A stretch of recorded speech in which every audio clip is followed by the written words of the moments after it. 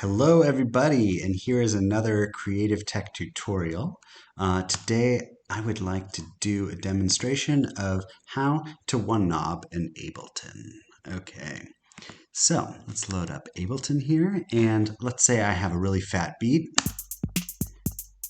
and I would like to just have one knob that can control multiple effects at the same time in different ways, to kind of fade in different ones at different time on this one knob. So what I would do is I would go to my audio effects section, and the first thing that I do is add an audio effect rack onto this drum rack. Minimize this drum here. So as you can see over here is our empty audio effect rack. If I click on this little show hide chain list button, it'll open up and tell me all my kind of different chains of effects that I have. So for instance, let's say I would like a knob that I can fade in, and as I make the value higher, the reverb goes up, but the distortion goes down, for instance. What I would do is, first thing I would do is I would drag just a general reverb into these effect rack, and for distortion, I'll take this saturator. So now I have two completely separate chain of effects, my reverb and my saturator. And I'm just going to give my saturator a bunch of distortion at the moment to give us a little bit of an extra sound. And I'm going to click here where it says chain.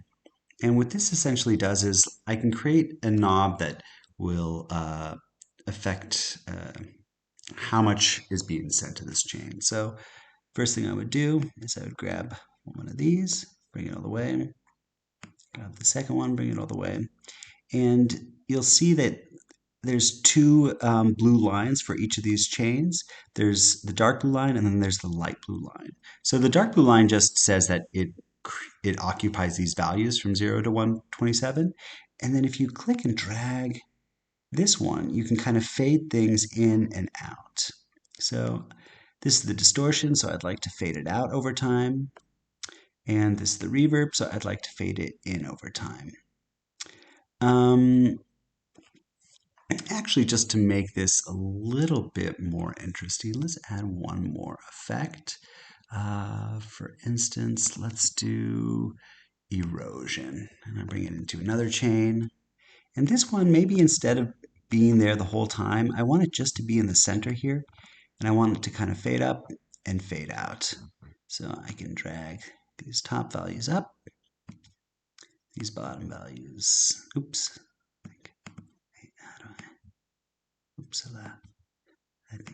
There we go. Sorry about that. So what I would do now is press play, and you can hear we have our distortion. If I click this blue dot up here, you can hear how it's fading out.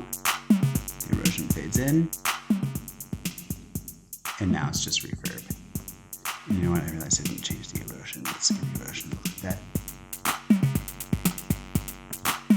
Maybe erosion's not the best effect here. There we go. Now you can hear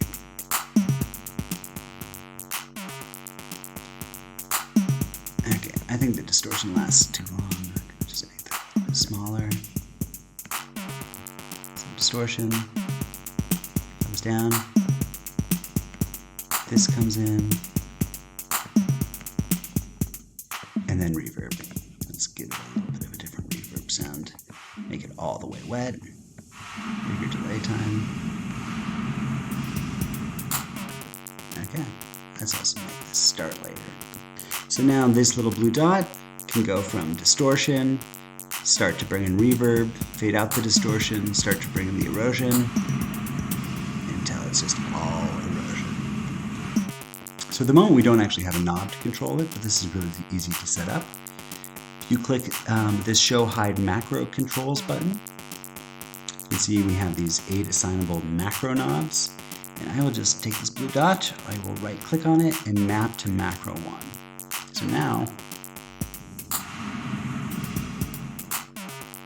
I have this one knob that can control a complex chain of effects. Of course, I can add many things into here. At the moment, it's just one effect on each chain, but each chain could be a whole rack of effects. So especially in live performances, this allows you to do a lot with very little. So that is a quick tutorial on how to make a one knob controller in Ableton.